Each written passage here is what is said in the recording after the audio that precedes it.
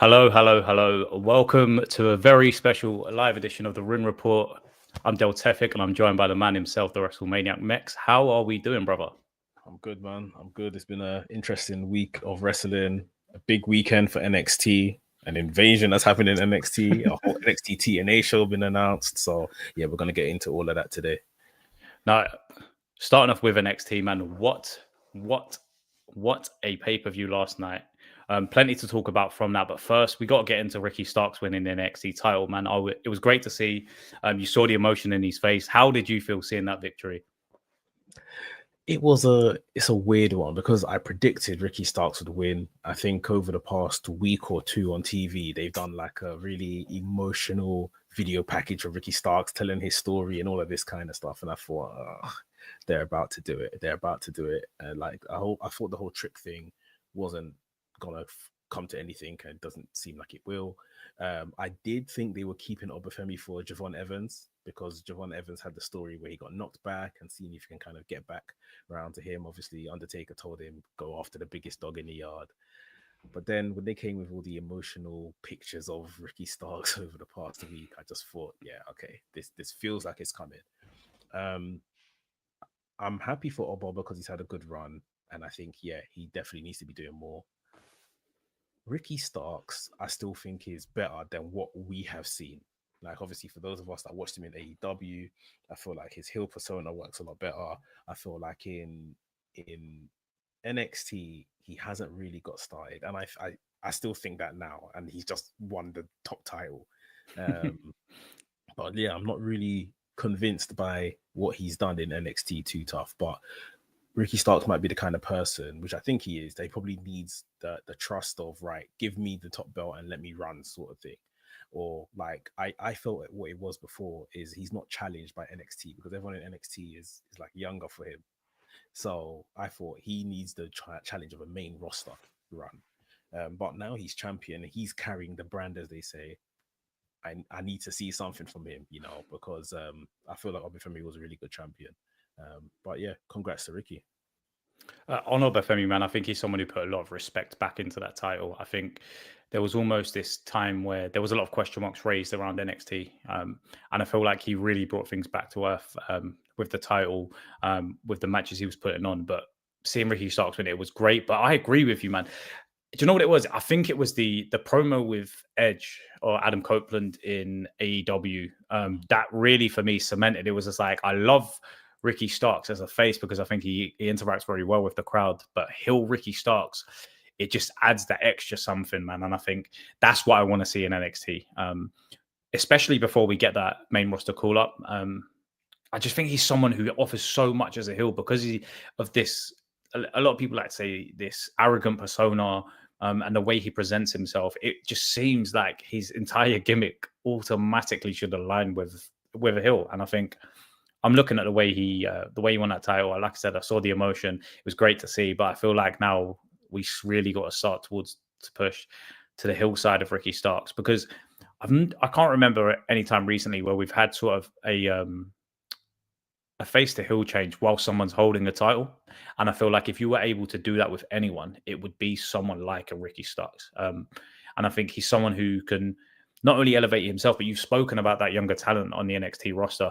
Someone like a Javon Evans, I feel like would benefit very, very well going up against a heel Ricky Starks. So I think we're in for an exciting few weeks ahead because now it's almost like the question marks is Oba Femi going to get called up? Is Ricky Starks going to get called up? Or who is Ricky Starks' next challenger going to be? All of those questions are going to be answered in the coming weeks. But Oba Femi, man, I just have to give him his dues because, boy, what a run.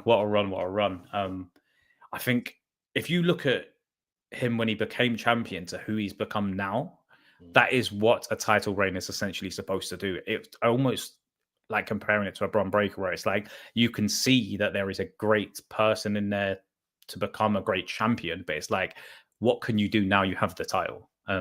So I think the way in which he presented himself and elevated the title, and I think he done a lot for Trick Williams as well. I just want to say that, like in the feud that they had, I feel like both of them really benefited from that. But now we're looking at it. Is it time for Oba Femi to get his call up now? Because I think that's going to be the question on a lot of people's minds. It's like, where does he go from here? Because I don't think sending him into sort of a tag team with someone to go on a short tag team run before getting called up, I don't think that benefits him much. I don't think he needs that.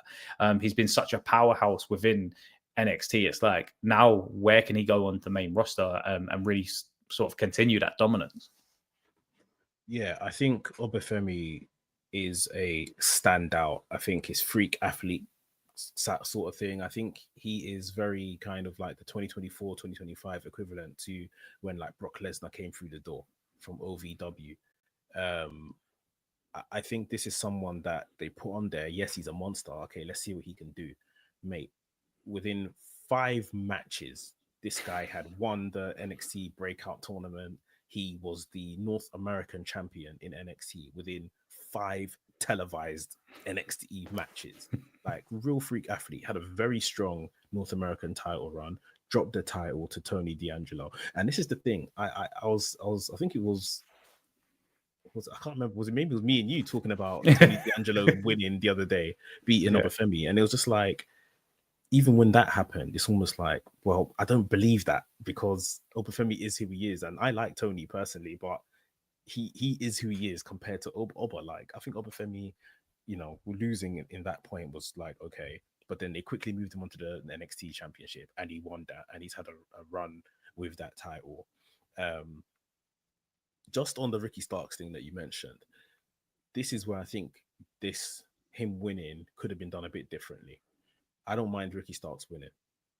People are already complaining it was 2 DDTs, one off the ropes and just a regular one that pinned Oba, when he has a whole finisher. He has the Rochambeau finisher he never used, maybe because he can't pick up Oba. But then I think you've missed the opportunity for Ricky Starks to turn heel in that match. Cheat to beat Oba Femi, because you've already told us who Oba Femi is and built up Oba Femi to a certain degree. Cheat to beat Oba Femi and then become champion. And then it's like, well, boy, like, I had to do what I had to do, sort of thing. I can give you all the vignettes of I love WWE since I was a kid, but I had to cheat to win. Like, it is what it is. And I think you're off to the races immediately with Ricky Starks. And at that same point, you've protected Oba Femi. I think that's how they should have done it. If they're going to use DDTs to pin Oba Femi, that's been champions for so long, he should have cheated somewhere along the line to win. Anyway, Oba Femi, I think Oba Femi, the last thing he does in NXT should be him as the captain, the leader of this invasion thing that we're going to talk about in a bit, right? I think he should. So they're going to have like a 5-on-5 Survivor Series style match, which I think is sick. And I think Oba Femi should be leading the NXT charge. It's almost as like, okay, I'm not champion anymore, but this is still my home. I'm still going to show my dominance. He can do like, them spots where it's just down to Oba Femi and he just clears out 5 TNA man or something. Like, he can do something like that. You wanted to go on this monster sort of run in that match, right? Yeah, you want him to kind of, defend the honor of this place as much as possible, I guess. I think something like that would be really cool. And I think that should be his last action in NXT. Whether he goes through 3-man and then the last one from TNA pins him, and that's like him bowing out of NXT. But I think he should be at the front of the charge, basically, and maybe lead that team. And then, like you said, I think he's main roster bound. I think there's a couple places where you can debut, maybe in a Royal Rumble next year, late Jan, February, whenever they're going to do it. I think whilst Sami Zayn is holding the US Championship, doing the Open Challenge thing, send Oba in there and let him pin Sami Zayn. I'm sorry, like it's very believable. Just sending Sami to the dogs, basically. It's very believable. So, like, I don't think that's a bad idea either. Like, I like Sami Zayn. I think Sami Zayn's putting some tremendous matches right now, and that's the whole point of an Open Challenge. But at some point, the person that's doing the Open Challenge over exudes themselves and they're doing too much. They need a break some weeks. And if you send in Oba when Sami least expect it, and that's a nice place for him to start. US title just on the main roster. Like we were saying the other day, this isn't someone that they can mess around with and hold down from the top positions for too long.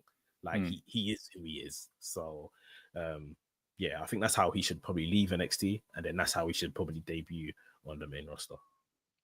On that note as well, you could probably, I know this could sound a bit far-fetched, but stay with me for a sec, Max. If we look at and you saying about how you could turn Ricky Starks heel, that TNA invasion is another opportunity for them to turn Ricky Starks heel. Whilst this is all happening, he could be the one to cost NXT, and the entire roster turns on him.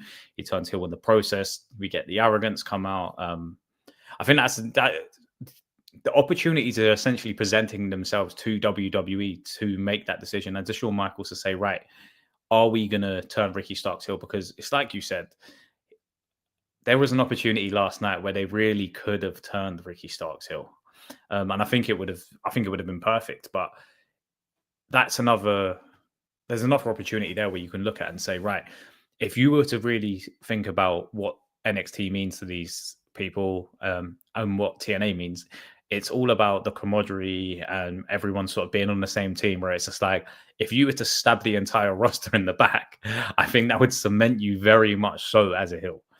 So I think that would be an interesting route to go down. But I love the idea of Oba answering the US title open challenge and sort of just going in there.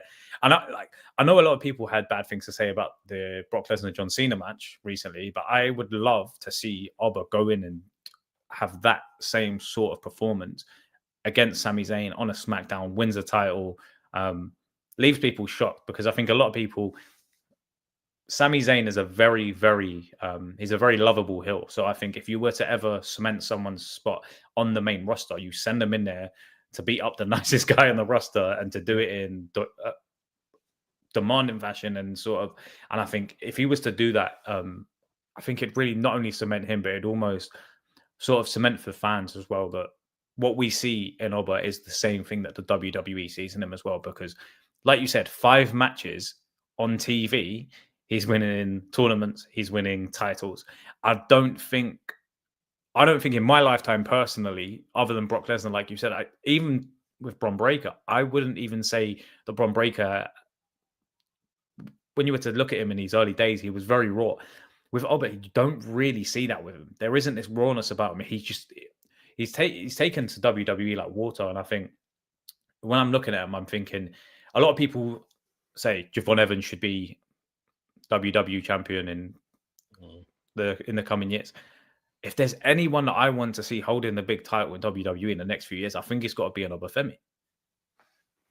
Yeah, I definitely feel like I said, those comparisons with a Lesnar are there. I mean, this might even sound far-fetched and crazy to some. I would send him and him and Lesnar have a match, and he beats Lesnar. Like, talk about someone putting someone over. Like, and Lesnar traditionally likes those big physical matches. He likes when people can stand up to him and do something. When Lesnar is motivated, Lesnar has a fantastic match with anybody. So I think if they really want to solidify Oba Femi on the main roster somewhere down the line, maybe as a WrestleMania match, Oba Femi versus Brock Lesnar, like just absolute 2 beefcakes going after each other. Like why not, sort of thing. Like, if we want to start, I'll put it like this: my cousin, like, he watches WWE through like social media and stuff like that. He doesn't like watch like that all the time. I was with him a couple of weeks ago, and he sees obviously John Cena and Brock Lesnar were about to have their match at WrestlePalooza, and he sees AJ Lee returning, and there was something else. You see CM Punk obviously there, and some other person, and he was like, "Where are the new stars?" He asked me, "Where are the new stars?" And I said, as someone that watches all the time, I said to him, "Bro, I don't know. I can't answer that." It's true. It's very valid for you, a lifer, but that now you've kind of fallen off watching it. Now you're asking a very valid question. So this is how we kind of make and solidify these new men and women. We have to kind of feed the people of yesterday to them, sort of thing. And with your point of Ricky Starks again on turning heel, I think if he basically turns against the NXT roster, in a sense of, if you lot want to go fight TNA, then you lot can go do your thing. Like, I'm cool. I don't need to do that. I'm the champion. Like, I think that there's still opportunity for Ricky to be very Ricky-ish, and I think that's, like we've agreed, I think that's where his best work is going to come from. Almost like how Ethan Page, super comfortable as a heel. Like, I just think you have to let Ricky be himself. I don't think this babyface stuff, it's not bad, but I just don't think it's making the most of what it could be, But yeah, on both fronts, Ricky, like I said, he's upside now. He's got the strap, now you got to run with it. Plus, you're an elder statesman. You're not a young person. Like Oba Femi isn't even 30. Oba Femi's not even 30, and the guy is Mate, I'm bonkers. 31, and you look at it. I look like a child compared to Oba Femi, man. Oba Femi is, I think Oba Femi may be like 27 or something like that. It's crazy. Or 28. But on the other side of things, I think Ricky Starks is about 35. So in the landscape of NXT, you are the veteran, you are the elder statesman sort of thing. So now it's where we've all kind of said we've been a bit like less than impressed with what he's done so far in NXT. You have the strap now. You have the biggest belt in the company. You're leading the charge. You have to come out and kind of show us who you really are now that you've got the gold. No, man, it's really nice to hear what you say about Ethan Page as well, because he's someone who I thought didn't always really get his shot. Following on from when he left TNA, he went to AEW and things didn't go exactly to plan for him there, as all of us saw. But he gets what it's like to be a heel champion, and I agree. I would see Ricky in that sense where I don't need to get involved with this. I don't need to fight this guy. I don't need to fight that guy. I'm the champion. We saw it again last night with Ethan Page and how great he plays that heel persona. And I think if there was anyone who could match up to that type of level of playing a heel within NXT, I think Ricky Starks is at the very, very top of that list. The thing that I will say, I want Ethan Page to be involved in this 5-on-5. I'm going to put it out. I am very, very pro Ethan Page. I feel like he's another person he has to be on the cusp of getting a call up. But I think if there's going to be a final thing for him to do before he goes to the main roster, I think this TNA invasion is something that he could really sink his teeth into. And I think he could be a really great part of it. He has history with TNA. Like I said, I think there's a lot more of a story to be played there. They've got a very short amount of time to tell this story. That's the only scary thing, is there isn't a lot of time for them to tell the story. But if you were to look at some people that you wanted within that invasion storyline, I think Oba Femi's up there, and I think Ethan Page isn't far behind him. The thing is, I think it's the Ricky Starks thing when I think of Ethan Page as part of the 5-on-5. As a heel, like, what does he want with this? Like, it's just like, I don't. You guys go and do your thing, especially because he's got he held Dr. Wagner Jr. after him as well for the Latin American Championship or whatever they're about to do there. I think for a 5-on-5 in the sense of an invasion 5-on-5, what you kind of want to pick from are people that are like the heart and soul of the company. So like a Javon Evans for sure should be involved in that match. Oba Femi, how I said, just for his dominance and leading the charge. Who else could we throw in there? Andre Chase, maybe.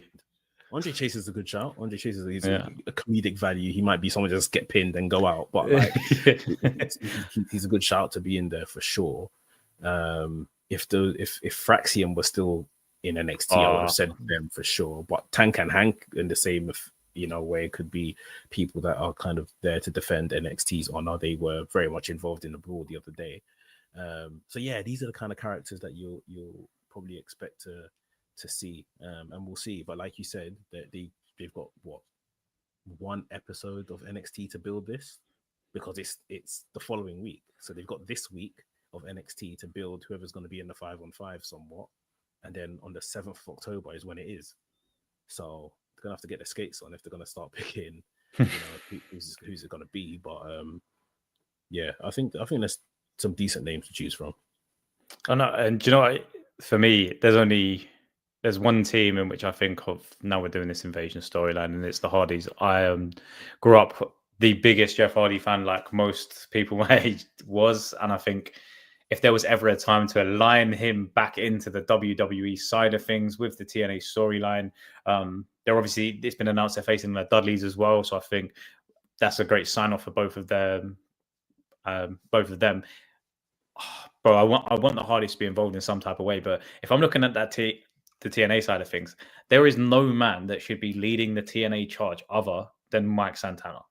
Like, for me, he is like what you say. It's just like the heart and soul, what it is to be on this roster, what it is to be a wrestler. Mike Santana ticks all the boxes for me. The thing I think we spoke about previously as well, Max, is I don't understand why, like, the stuff that's going on with Joe Hendry with this, because it's almost like they're teasing Joe Hendry to turn heel. Last night, I was very confused.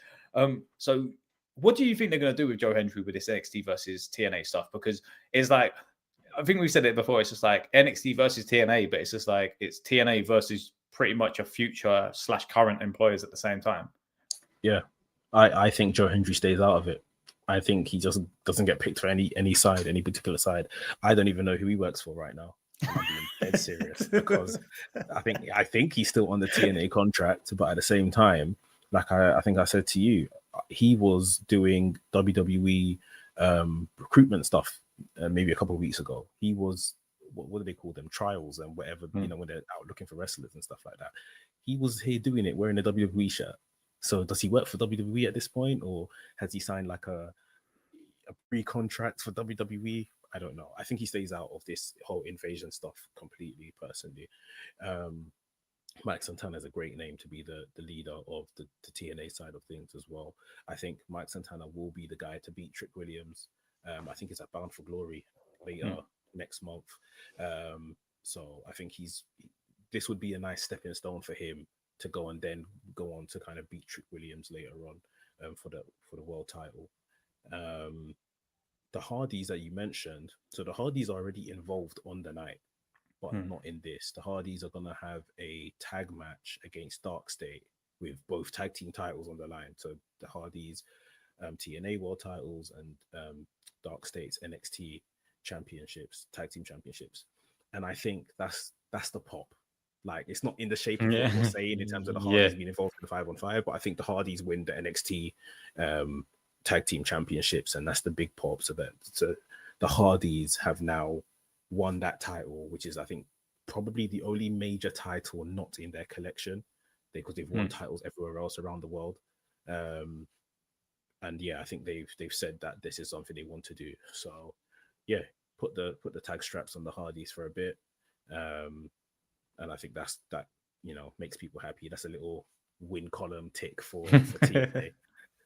But yeah, it's a good little angle. They've been doing this whole story. I'm interested in kind of knowing where they go after the TNA invasion show. So they just give each other their belts back. Yeah, like, what happens? Like, I think Trick is gonna lose, but I think like as in the comments they mentioned Kalani won the other night as well. She won at Victory Road, won the women's title. So it's like, yeah, you're gonna have the invasion. Who's gonna win? Maybe TNA wins the invasion, and then do we just hand our belts back, or like, come get your chain? Like, come get your chain. That's crazy. Be interesting to see how this happens and how it goes, because the partnership is still in play. So yeah, we'll see. No, man, I think if there was any other name that I would want involved in this in some type of way, it would be AJ Styles. I think that's the only other name that you can look at that should be involved in this in some type of way. He's announced we're going to be retiring soon. We've heard that this super match with John Cena has been announced as well. How do you feel about that? Do you think he should be involved in this in some type of way? And more so, are you excited for him and John Cena to be facing off again? Right. I feel like you're activating within me. But like, I'll start by saying this match is going to slap. I think the match is going to be a lot of the matches they've had in the past. I say a lot, the two matches or so they've had in the past have been brilliant.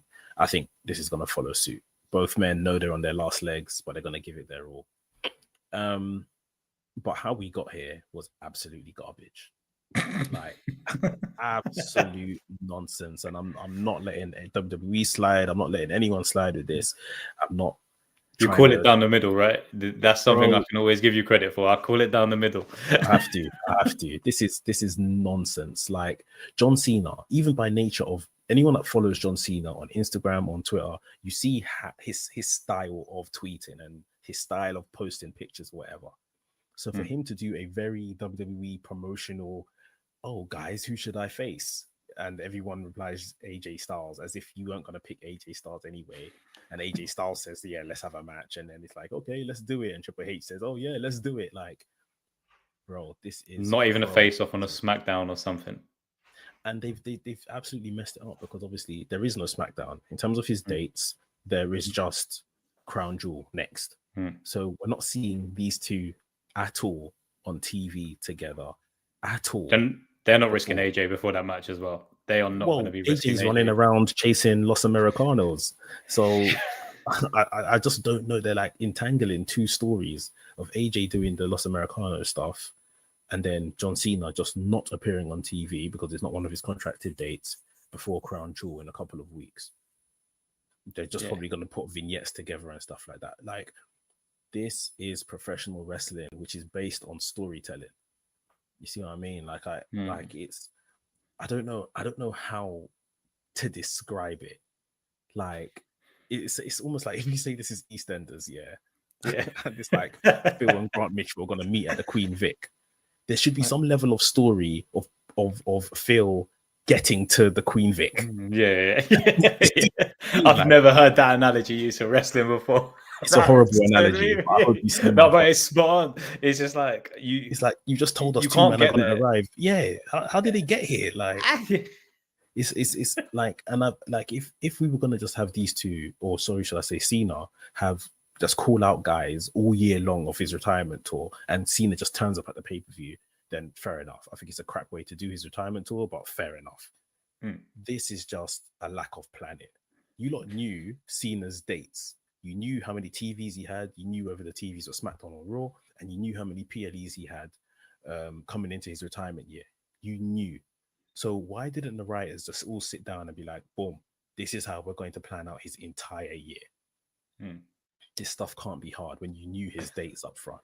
And him sticking AJ and him together, just willy-nilly throwing up a little graphic on socials. Like I said, the match is going to slap, but like as a storytelling piece for a man in his final year, this is garbage.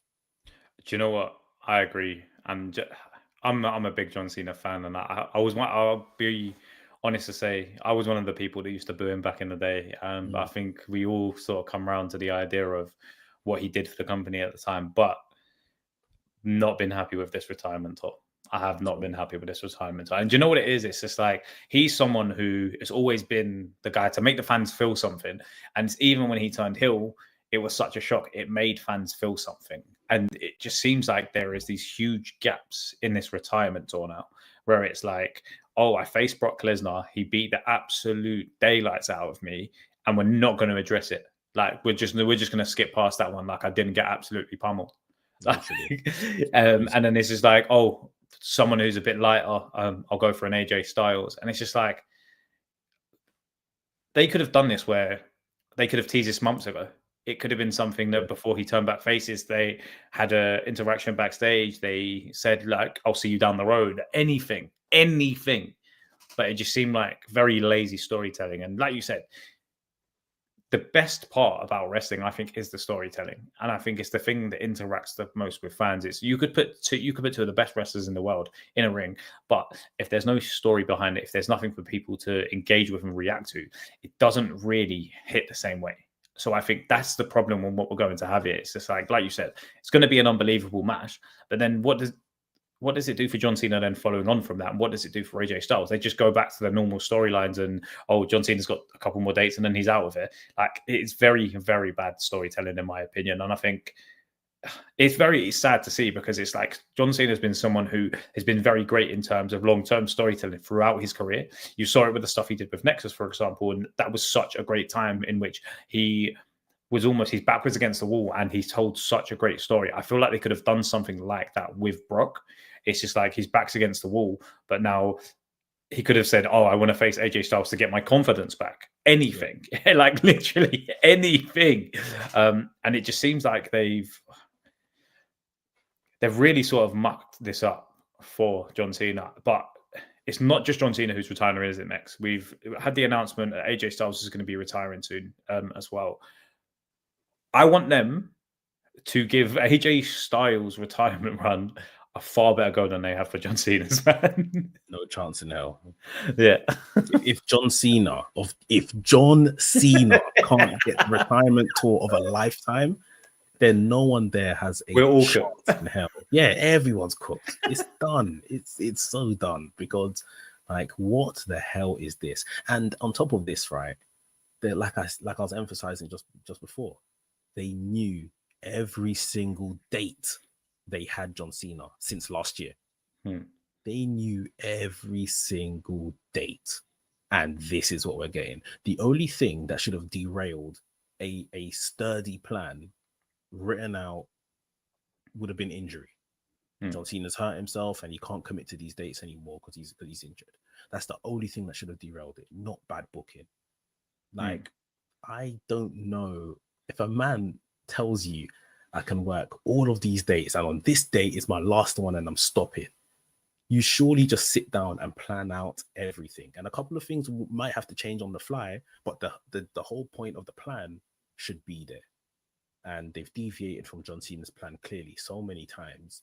And I think to a certain degree, John Cena is to blame. And I think we always hear the stories. John Cena's a company man. Yes, sir, I'll do this. Yes, no problem. But at some point, you have to just think, bro, this is garbage. Like, let me take control. Let me give my 5 pence. Not every day, like, okay, you want me to lose to Lesnar? All right, cool, no problem, that's fine. You want me to do this? Okay, not a problem. Like, this, he in this sense has contributed to this rubbish end of his legacy, of his amazing legacy. And AJ Styles, right? AJ Styles, who's been telling us from earlier this year, I'm cooked. AJ went on Chris Van Vliet podcast, and from his tone of what he was saying, I got this guy doesn't want to wrestle anymore. He is so done, but like he's probably still got a contract till 2026, 2027 maybe. And he sounds like, I just want to hang it up, but I just still have a contract sort of thing. Now, I will say, obviously, what he said to Tokyo Sports about he wants to probably retire next year. It's not in concrete. It's not like he's said, guys, I'm on a retirement tour. This is when I'm finishing. But yeah, he probably wants to hang it up because he just wants to, make sure when he's on his last days of wrestling, he still looks like AJ Styles and he's not going out like Kurt Angle or someone with no knees or anything like that. Like, I think he just wants to leave at the best he possibly can. But I don't know what a retirement tour looks like for AJ Styles, especially off the back of this Cena one. Like, I wish they could just like loan him to AEW to send him out the way he probably should go out, high profile matches and stuff like that. And then I think we can all assume he's going to be in a WWE lifer at this point. He'll go back to WWE. He'll probably be working in the Performance Center or maybe producing on the road or something like that. Who knows? I think AJ comes straight back, but I'm just scared that one of our goats, someone that people grew up on, people got into the business for, like, he's not going to get his due desserts when it's time for him to call it a day either. No, it's been really bad to see. Like, a lot of the people that I work with at Hard Rock all came back to watch wrestling around WrestleMania season when everything was happening with Cena. So you got like I would say 90% of my team were all messaging me around Mania season because they knew I was there and they were like, can't wait to see what happens with John Cena, or et cetera, et cetera. He wins the title. Since then, it's been a slow derail of this train, and it doesn't really seem like they know what journey the train's going on anymore. And I think that's the saddest thing. It's like, it's not bad booking. It just seems like confused booking where they're almost setting up the next thing that never really arrived. And I think that's how they essentially have really shot themselves in the foot with this. And I think if we're talking about loaning AJ to AEW, I've got to go back to Edge/Adam Copeland making a return to WWE for this run with John Cena. I think you have to look at it as just like, if you were to swap two people around that would benefit both companies the most, I think they're the two people that you swap around, even if it's for a short period. Like you said, I think AJ could do with a short run in AEW, where I would love to see the Will Ospreay match, and there's various other people on AEW's roster I'd love to see him face. I'd love to see Edge versus Cena one last time. But it's like, after the way in which the AJ stuff was announced, I'm starting to think that we're not going to get the Edge match.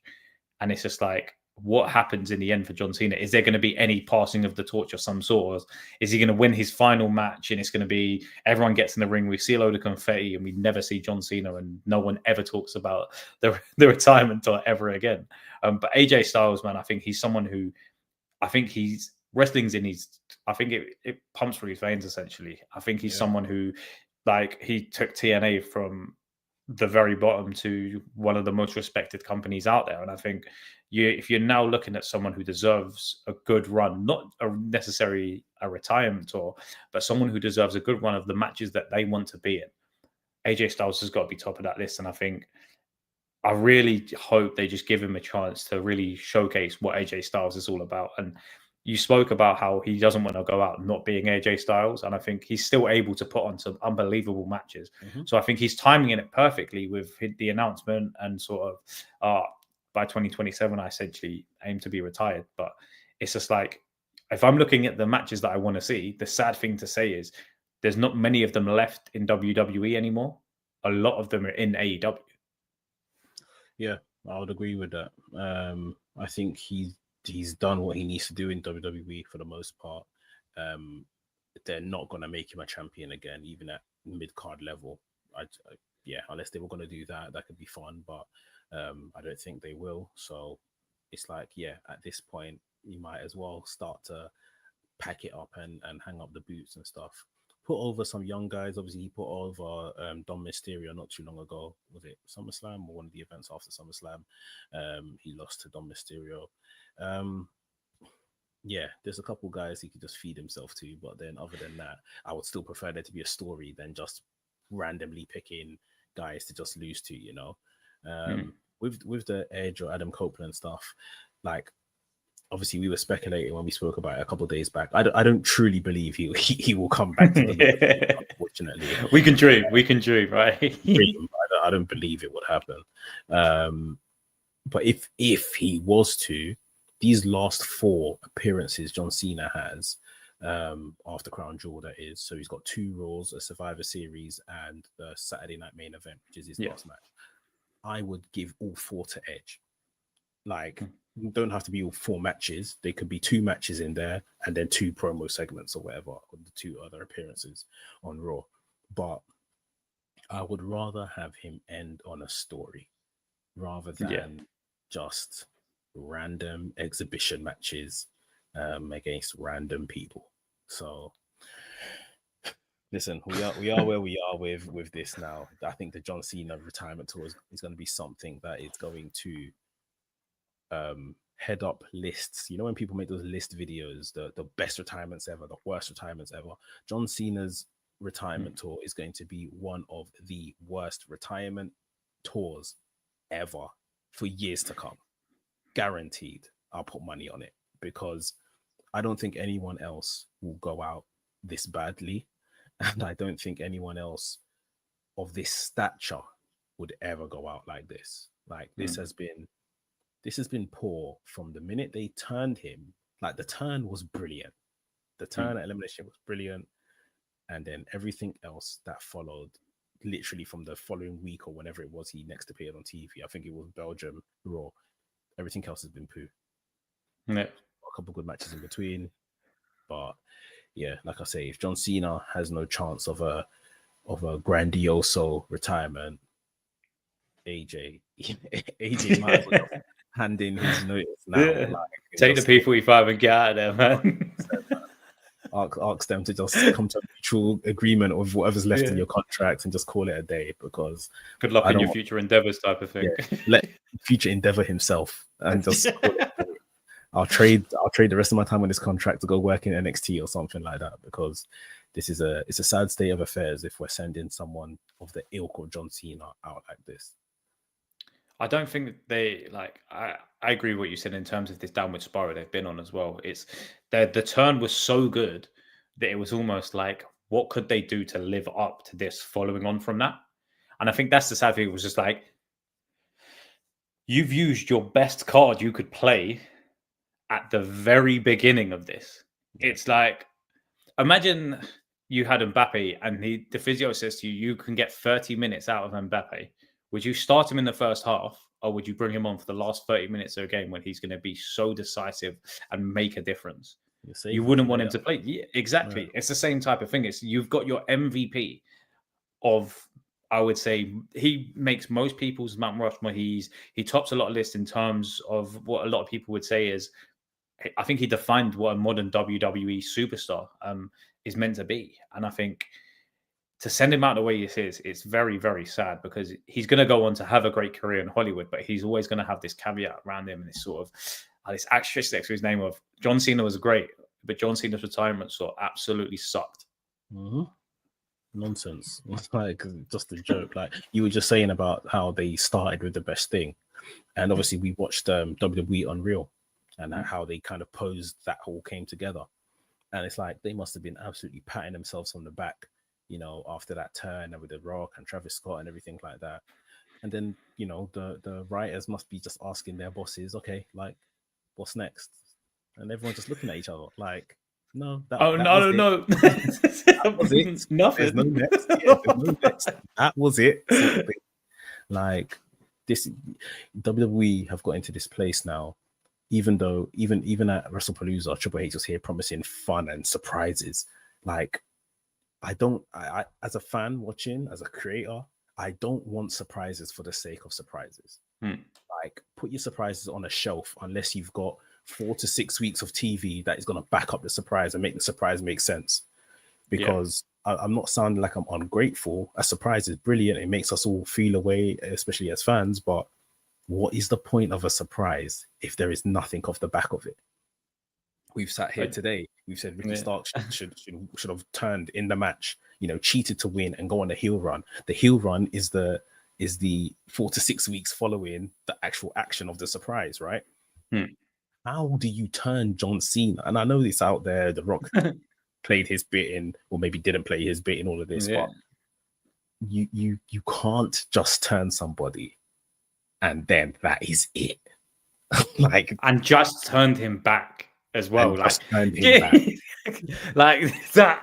I think that's the thing that's most annoying about this is you have such a great situation. You see the heel turn. It really emphasized with a lot of people. It was like, right, I think after that picture was taken and they put it on every poster, every social media account of John Cena hugging Cody, it's been a downward spiral since then. And yeah, I'm looking at it and it's just like, how can you have such an emphatic heel turn and follow it up with it? I'm a good guy again now. That's it. Like, is that all you had in the right? You've got all of those talented writers. It's like you said about WWE. How many people were sat in that room discussing John Cena's heel turn? Not one person has stepped forward and said, you know what, this is actual arse. Like, this sucks. Like, we can't do anything with this. And it's just like, even if the heel turn's going to go badly, bring it back in a good way. Don't just walk out and say, I'm a good guy now. Like, let's enjoy these dates and get all the colors back in my promos and get my tiny trunk going. And like, is that Rock used to say about Fruity Pebbles? Like, that is what it fucking reminds me of. Like, even as you're saying that, they had plenty of opportunity when, you know, after John Cena's matches that he was having as a heel, the crowd was saying, thank you, Cena, and they were cheering him. And they could have used those moments to kind of make John slowly start coming back around to the idea of, you know, being this bad guy, this isn't it. I only turned so I can win number 17. Like, you guys know I love you. You guys know I don't want to ruin wrestling. They had so many things and opportunities they could have done it, but they just sent my man out there into a ring and just said like, haha, it just got you. Like, I'm going back. Like I said, in regards to the AJ Styles and John Cena booking of that match at Crown Jewel, that's not wrestling. Like, at the crux of it, Triple H said the other day, sports has always been entertainment. But at the end of the day, if you bring it down to a lesser level, this is TV. This is TV. It's a soap opera. It's a theater. It's drama, whatever you want to call it. This is TV. And the basis of a TV show, episodic TV show, is storytelling. And you lot ain't told no story here. Like, you've the story you had, you told it badly. You ripped up the book. Now you're just giving us exhibition matches. Like, we should be deep in, like, for use of football analogy, we should be deep in season mode here. but you are just playing an exhibition match, going back to the start menu and doing another exhibition match with John Cena, going back to the start menu and doing another exhibition match. And that's just, it's not how this should be done. It's not what you promised us. So, boy, like I say, AJ Styles, I just hope and pray. Like if he's going to retire in 2026, they should all be sitting down now thinking, what is the best way we can do this? And I would, as a fan, I would even throw out there, they probably are planning like a house show in Japan, or send him to Noah. They're in bed with Noah. Send him to Noah for a match or something like that. I think they've done that already before. Plan a house show in Japan, or a live show in Japan, or whatever. Like, you can do all of these things. You can still fit into your model, and we can send off one of the greatest of all time the proper way. How we should have sent off John Cena, but you've got a second chance with AJ Styles. Like, let's do it properly.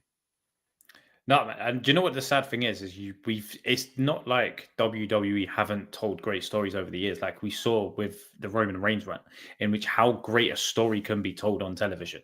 And I think that's the thing here. It's just like, it's not pointing the finger and saying this is all a bad run. It's, we know that there's good writers in that room. We know that there's people with the ability to build these stories.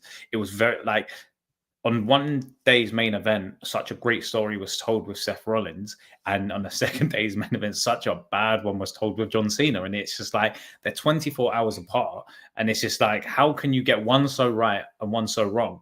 And it's like, now it doesn't really seem like they ever really tried to make amends for it. But I hope, like you said, they do get out to Japan, because I think AJ's run in Japan is something that can't be ignored, and I'm glad they've acknowledged it more on TV now. Now they're building up with more of these partnerships. But like you said, get him out to Japan and just get AJ Styles being AJ Styles in the ring again, because that is the way in which he wants to go out. And it's just like, we've spoken about John Cena being a yes man. I just hope AJ Styles doesn't be a yes man in this situation, because we're going to look back on one of the greatest indie / WWE people of all time, one of the greatest WWE people of all time, retiring within the space of 2 years of each other. And I just hope they both don't get the same treatment, in the sense of we'll be looking back and saying, you know what, they could have done this different, they could have done that different. Because we've all heard of how Goldberg felt about his retirement match. We don't need more people jumping onto that and saying, it isn't about how they built these people, because at the end of the day, by the time they're retiring, they're being retired in the worst possible ways. They're going to end up going to AEW to retire in the end anyway. Yeah. So I think if I'm AJ and I see that they're not providing me with much and I retire, yes, I want to be a WWE lifer, but do I want to go on a short-term run to AEW to really have those matches that are going to make me sort of sign off my legacy in the right way? I'm going to go with that side of things, man, because if I'm him looking at John Cena, who's meant to be this greatest of all time to WWE, carried the company on his back, and you're giving the guy social media announcements from matches, like, I don't think there's a place in which WWE can recover from this if they continue to get this so wrong, because more and more fans will start to lose patience with their story side of things. They've partnered up with Netflix. You have, like, Netflix has some of the greatest shows ever, and it's now like, you can't tell good stories following on from one of the greatest heel turns in history. Like, how can you not tell stories and you're in bed with Netflix? You lot got to Netflix by telling good stories. That whole Roman Reigns saga was probably one of the key reasons you got that contract. And now you've arrived at the place of telling stories. You've forgotten how to tell a story. Like, you mentioned Goldberg, and I know Goldberg's not everyone's cup of tea, right? But Goldberg, and I said this at the time when he retired, is one of the top 20 biggest draws in wrestling of all time. Like, you can like him, you can hate him, but that man generated money for this industry just because of his shock value, the speed of his matches, the violence of it all. He is a top 20 draw for pro wrestling of all time. And he just went out like, again, this is someone that said, I want to retire. I want to have my last match. They knew when they were planning this, they knew it was going to be for an Atlanta show. Like, why did it end up how it ended up? And, they got some mileage out of it, better than, to be honest, what Cena's got so far, in my opinion. but then obviously NBC cut his speech off and all of this kind of stuff. And Cena's last match is on NBC, so they better start telling NBC from now not cut off John Cena. That's the punctuation on this poor retirement tour where we're finished. Like, I think we have to start finding new things to talk about. If they NBC end up cutting Cena off, man, I think that's it. We are cooked. That's it. I think.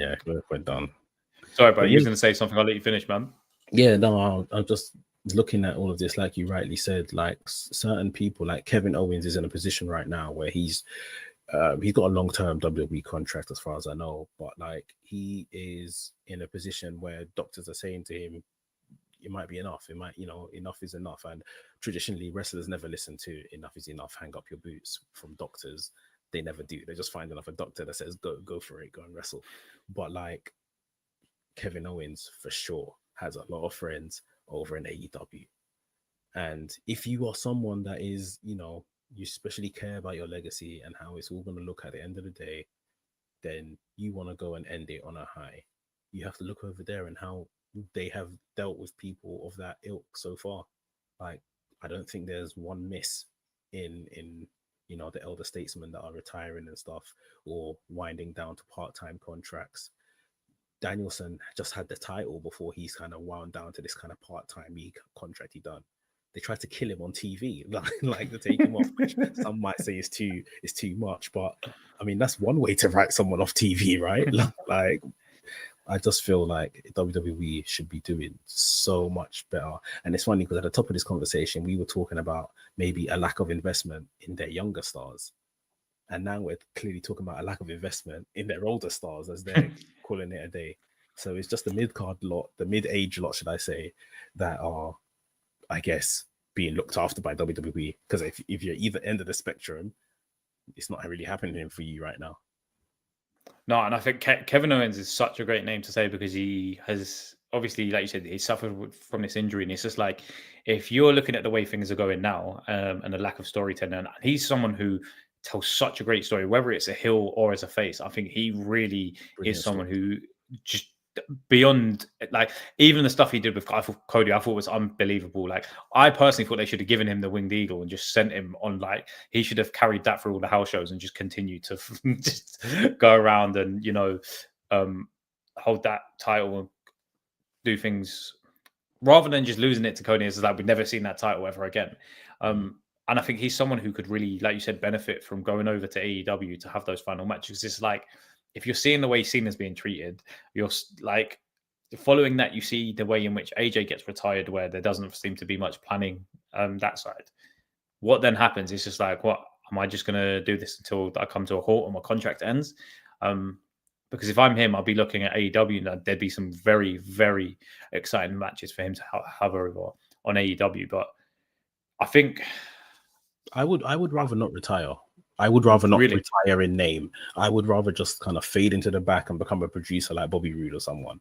Like, let me not put out there that I'm retiring and then it looks like this. Let me just kind of disappear into the background. Like that meme of Homer disappearing into the bush. That's what I would do. That's how you want to go out. That's exactly how I'd go out right now. A legend in WWE, I'm just disappearing into the bush, because to do this person's retiring and we're not capitalizing off it, I don't want it. I don't want any of that. So let me just kind of go to one side quietly, let my contract expire. Let me just be at home. I'll get rolled out for Raw 1000 and Raw 2000 as a legend, and I'll come and wave, give me Hall of Fame, done. Like, because this level of TV for people that you are then gonna, because when it's time for Hall of Fame, they're gonna paint, like, if you can you imagine John Cena's Hall of Fame vignette is gonna look like? Can you imagine? Oh my god, pomp and pageantry they're gonna give John Cena Hall of Fame. But then let's think back to the final year of his active contract, and it's not gonna weigh up. They're gonna rewrite history like they always do. Like, and do you know what? I think when they put him into the Hall of Fame, I think he ends up having another match anyway. I mean, the minute they said that Saudi Arabia in 2027 WrestleMania, I'm like, well, they're gonna roll out John Cena for that, surely. Like, so Even if it's in like a presenting type of way, or him just coming out, because I think they did it in London with Money in the Bank. It was just like the crowd was going a bit flat on the night, and it's just like, what is the way we bring this crowd back up? oh yeah, they just sent him You out. That's when you sent out John he Cena, isn't it? yeah, Yeah. yeah, and it's just like they know the way in which they're able to get these reactions, but they're not capitalizing it in the right way with fans. And I think that's the thing that the saddest here is just like more than anything, the fans who are losing out here is just like, imagine you're one of those people who's paid for one of those final dates with John Cena, and this is what you're provided with, because some of the ticket prices were insane, man. Crazy. But even for house shows, for live Raws, for live SmackDowns, and it's just like they were going for pay-per-view type prices for tickets because John Cena was in the building. And it's just like, this is what these people have been dealt. It's just like, it leaves a sour taste in your mouth. It really does, man. Imagine you're like a 30-year-old, 40-year-old person, even maybe late 20s, and this is someone that you've grown up on, and you're here telling your kids like, this is the guy. This is who you have to watch for. This is him. And then your child has watched John Cena for the whole of 2025 and just looking at you like, Dad, who's the guy? This guy. This guy. He ain't no Roman. He ain't no Roman. Do you see what I mean? It's just, they've absolutely rubbished this entire thing. It's beyond the point of saving at this point. But when it's time for Hall of Fame, they'll dress it up nicely. This would have never happened. This will be erased from the history books. Even the heel turn will be erased from the history books. We're not going to see is that how you think? Yeah, I don't think when it's time for like John Cena in a speech might bring it up, but when it's time for that vignette, they're not going to show any image of him, Rock, and Travis Scott next to each other. I'll put money on it. No Travis Scott with his sage. None of that. None of it. They're erasing all of it. So yeah, I mean, they know they've messed this up. It's a shame. Do you think there's a way they can bring it back? Do you think there's a way they can get people back on side? Do you think there's a way that they can really save this storyline now? Or do you think it's the ship has sailed on that side of things? Edge is the answer. Edge is he's the paracetamol. He's not the answer, but we're here now. The paracetamol. So he's the paracetamol that's gonna be like, okay, cool. Like the headache's gone a bit. Like, and I can deal with whatever you're giving me. Like I said, if somehow they can get Edge for his 4 dates following Crown Jewel, 2 Raws, 1 Survivor Series match, maybe Edge wins that one, and then the very last one, Cena wins. I think we will take that from where we are as a fan base. Cool. You've brought someone back, you know, one of his biggest rivals. You brought him back, and we've got some matches and a story to end a career. Fair enough, but that, for me, there's probably other ways to do it. That's the way it's done, right? I think that's the biggest way you can do it with Edge. There's other, like Gunther is someone that intrigues me as a bit of a legend killer because he's obviously scalped Goldberg earlier this year. So I'm intrigued to see, but I don't know how they can do that with Gunther. That would be interesting. Edge is probably the way that everyone sits up and pays attention and be like, okay, cool. Let's give this one last go until John Cena calls it a day. Now, Mex, I think we've been over this so many times, and I think we can go back and forth on this John Cena hill run. I think we'll be here probably till about midnight, bro, because I think we're two people who, like you said, we're in that age bracket of we grew up on John Cena. We grew up on these people that they're not really given the flowers they deserve, essentially. But we've got a few exciting weeks coming up with wrestling. There's a few pay-per-views. We've got the TNA versus NXT Invasion. I mean, there's so much more to come. So I think if I'm looking at WWE, it's just like they're putting themselves in this position where they can really benefit from, like we said, putting the younger stars over and bringing back some of those old heads. This is like, if you're in that middle level, you're completely safe. You won't really have anything bad happen. But that's the thing for me. It's just like, how do they save this, in a sense of, how do they save the AJ final run? How do they save the John Cena final run? I didn't even think about Kevin Owens until you said it, but now it's just like, if you've had an injury on that level, do you want to come back and retire in this nonsense type of way? Because I wouldn't, but like, it's just like the doctors are telling you you're having neck fusion surgery and you've got all these things happening. And it's just like, do I want to have neck fusion surgery to go and take ridiculous bumps on house shows again with absolutely no storytelling? Yeah, this is it. If you're going to bring me back and I'm going to risk it, if I'm going to risk getting back in the ring, what's left for me? What's left for me really to do, sort of thing. And I know traditionally, like, wrestlers don't like put in their contracts like, I need to win the WWE title, I need to win this, I need to win that, but I need some guarantees. if I want to come back and put my neck on the line, literally, I need some guarantees. So whether that's storytelling, whether at the end of it I'm going to put over this person and it's going to look great, whether it's a title at the end of it, we need to start planning. Like, this whole thing of, right, guys, let's all sit down and what are we booking for tonight's show? Like last week Raw, you know they usually have the preview of who's facing who and this, that, and the other. Last week Raw, there was no preview. So they clearly must have just booked it on the day. And that was after WrestlePalooza. Like, you've come out of a pay-per-view. How don't you have the plan for how you're going forward? Like, what is going on here? Maybe they just didn't post it. I don't know. Maybe they just didn't post it. They saw how angry fans were online about WrestlePalooza, and they went, you know what? Maybe we just allow them. Maybe we just don't give them anything else to react to for a couple of days. Because Raw was decent, but still, like, no Vision main event for once, which was great. And I think do you know what I think it is? WWE has become spoiled with what they have at their disposal, and I think they've become lazy. In the sense of, they feel like because John Cena is John Cena, we can just tell them cheer this, boo this, and they will do it.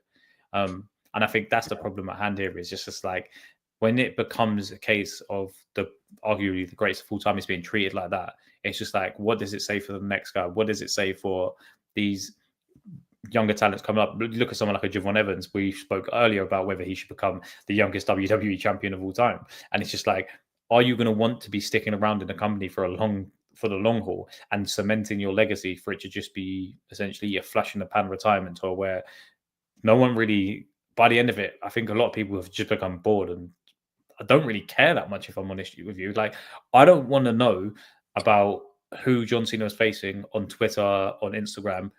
Like Mike, my friend, he's one of the best people. Make me feel something. Make me feel something. And I think that is what we have to look at here. It's just like, if you've got the greatest of all time on a retirement tour, you can't make me feel something. What is even the point anymore, man?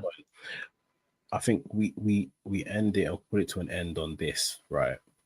There is obviously a contingent of people that are not internet-based fans, and they go to shows and stuff, and they watch on TV, but they're not really into Twitter and the Instagram and social media and stuff, right? To think there is going to be a corner of fans that are going to find out this Monday that AJ Styles and John Cena are having a fight at Crown Jewel, and they're going to ask the question, how did we get here? How did this come about? It's not going to be a flipping answer for them. They're never going to know, because they're not on Twitter, they're not on social media. They're not going to know. And that is the most dangerous thing with a TV product that is booking its TV products on Twitter, on X. Like, you forget not everyone is a fan online. Like, we can clearly see there are some people that don't even know about, and I hate to take it this left, but the Vince McMahon scandals and stuff, because when Vince McMahon came out, they're still cheering him. And that's fair to them. If they don't want to, go through the internet for information and stuff, that's cool. But there's going to be a level of people that turn on the TV this week on Monday Night Raw and find out John Cena is facing AJ Styles, and they're going to ask the question, how did we get here? And there is no answer. Even for us that found out on the internet, there is no one. No one has the answer, basically. That's what that, and I think that's the problem at hand. Is just like, whether you are one of the internet-based fans, whether you are someone who goes to shows on a regular basis, the answer is there for no one to have. And I think that's the saddest part here, is you've got a match of that magnitude. You could have built a story, even if it was over a week. You have a promo against each other, they end up fight. Like, anything. I'm saying it time and time again today, but anything. But Mex, if we're going to leave it on one note, man, if you were to book AJ Styles' final match in WWE, who would you pick for his opponent, man? Any NXT, Evolve, SmackDown, Raw, whoever it is, if you were to pick one person that you could say, that is the person I would like AJ Styles to retire against, who would you pick? I mean, there's a couple. There's names, like we talked about Javon Evans today, that I'm very high on, and I think in terms of skill set wise, Javon is up there with an AJ. I think someone like Carmelo Hayes, who's probably a bit further along, is another good name. He's not fit right now; he's injured. Austin Theory, I think, is someone they need to, once he's back, they really need to invest their time in Austin Theory as well to get to him where he needs to be. But yeah, I mean, there's some good feuds AJ could have on his way out. I still think all this time, since AJ's been there, since Finn's been there, we've never really got an AJ Finn story. There's just little kind of cute acknowledgements of, oh, Bullet Club, oh, too sweet. Yeah. We've never really got a story between those two, and I think that would be cool. So, yeah, there's a few people, but you know, at the end of the day, the writers, as of earlier this week, they now know AJ has a whole, you know, idea, mindset of that he wants to call it quits next year. Get writing. It's your job. It's not mine. So, yeah, they need to start thinking. But those are a few names I would mention for sure. I think Finn's got to be top of the list for me, man. I just think there's such a story to tell there, and if we're talking about, we might not necessarily get the matches and the long-term storytelling across the board that we've seen in the way it's happened with Cena. But if I was to look at the one story that they definitively need to tell before AJ retires, it's between himself and Finn.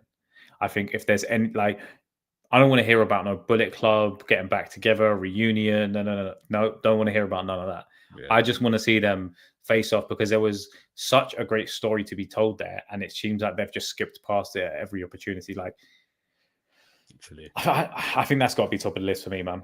But Mex, it's always a pleasure to talk with you, man. I've been enjoying doing these as well. It's great to do a live show for once, because there was so much to talk about. Are you looking forward to this? Sorry, go on. Next time, I think we'll jump in. Obviously, we've got some people that are watching live and dropping their comments. Appreciate everyone adding their comments. If there's some comments you want to go over now, we can go over them before we. Is there any comments you want to? I was just trying to blend some of them in. But yeah, you know, I think Eric Douglas here mentioned my teams for the men: Oba, Ricky, Hank and Tank, Javon for TNA, the System, and Leon Slater. I think Leon Slater should definitely be in and around there. Yeah, that's a great shot. Big up Andrew. He says Oba is going to the main roster. He is made for the bigger stage. I hope he goes to SmackDown and challenges Sami Zayn for the US Championship. Which, yeah, I think that's what we said. Will Chisholm, big up Will. He says they should throw AJ Styles. Yeah, now we're talking. Will, now we're talking, man. This is a very good way to kind of start a retirement tour sort of thing, where he can maybe even bounce between the two brands. Which would be good, and I think TNA would appreciate that. Same way he says, like I said earlier, AJ talks. He doesn't want to go anywhere. He wants to be a WWE coach. Yeah, which makes sense, sort of thing. Appreciate everyone's comments and stuff. We'll keep picking them up as we keep doing these shows. But yeah, man. Yeah. Like I said, Mex, it's a pleasure as always, man. I'm guessing within a couple of days we'll have plenty more to talk about following Raw and NXT this week. I think we've got an exciting time coming up with AEW, stuff going on in TNA. There is going to be a lot more stories for us to discuss. So thanks as always, guys, and we'll catch you on the next one. Peace out. Peace.